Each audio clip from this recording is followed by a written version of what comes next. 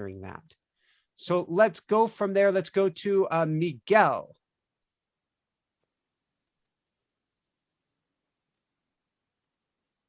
Oh, let's get you unmuted there. That'd work better. All right. Yeah, I was trying to hit the unmute. All right. Perfect.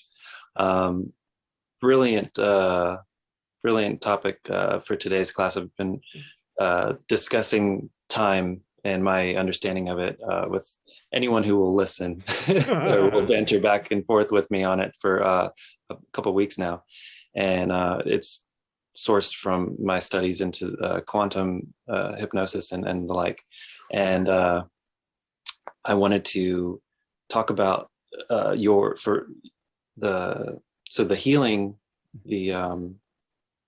that you did for us.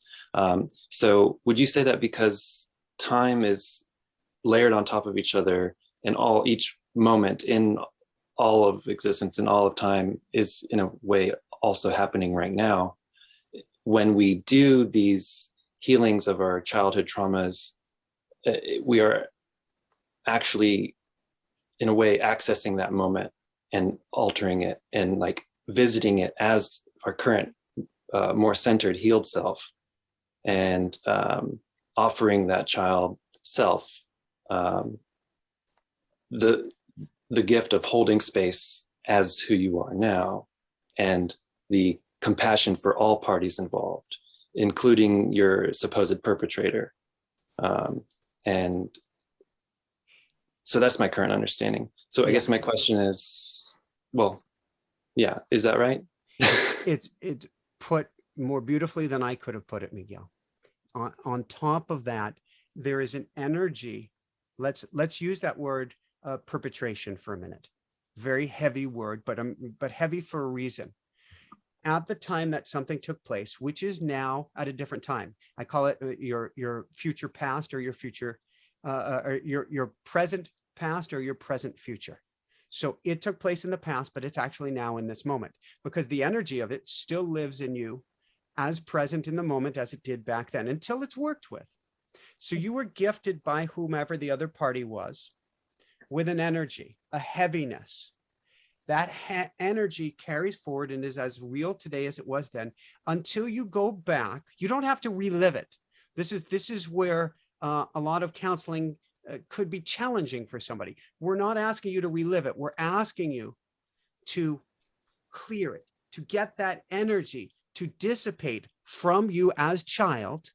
Or it can even be like, I had to do work this week on my mom's side going back 18 generations, my dad's side going back 12 generations, on this energy that then was gifted forward to the next generation, to the next generation, to the next generation, until I go back to the root of it and discharge it.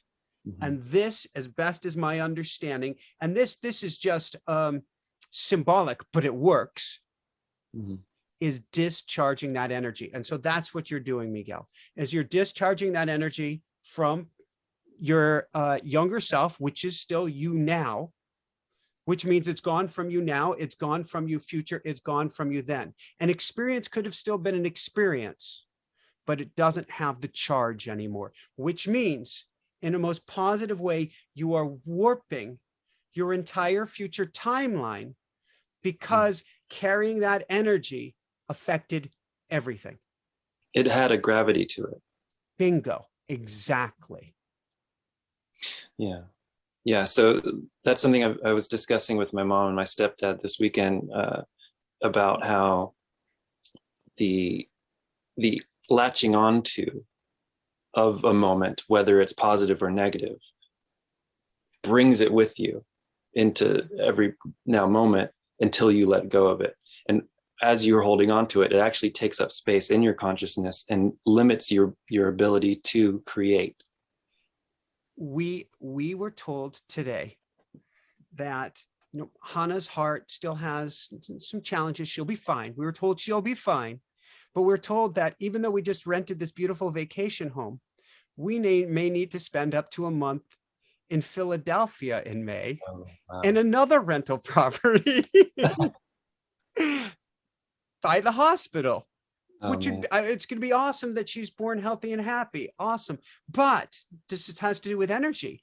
I can take that energy of that information, Miguel, and I can go to this new vacation home and I can be miserable every day I'm in the vacation home because of the energy I've been gifted, which then steals me away from the present until I deal with that other thing because of the energy, which hasn't even happened, but is still an energy from the future that just hit me today. Wow. So yes, we let go of all those energies. We're getting the ultimate. Jessica and I are getting the ultimate experience in letting go and just laughing. I was actually at more peace when it becomes too silly of a situation where you have no choice but to see the silliness of life. You just start to let go. And so for yourself, this was not a silly situation, but silly goodness will come. You literally, I've seen this happen with others. I've seen it happen for myself where I've broken bones. It's not something I've been able to replicate on a regular basis. I've broken bones and I've gone back and done clearing at the time it happened, and the bone wasn't broken anymore. Specifically, after first near-death experience, I was finally back on a bicycle like 6 months later, Boulder, Colorado, raining, going over a wooden bridge, across a creek, fell, broke my foot. And I said, this did not happen. And I went home and I wasn't in denial, but I played with every energetic technique I had under the sun.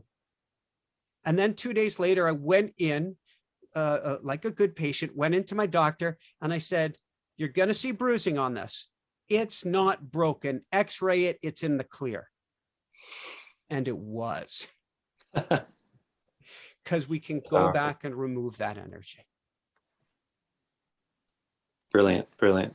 So last thought I have for you, Miguel, is rocket. This is the PhD level work, and it will warp and transform your entire life. It will actually change, going back to childhood, not just changes who you are now and who you are in the future, but in more ways than we can understand, changes the stories from our past.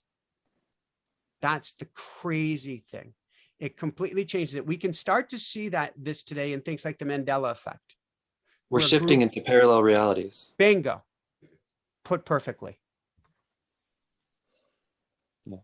Wonderful. Thank you so much for your time here. You're welcome, Miguel. Thank you so much. Next, let's go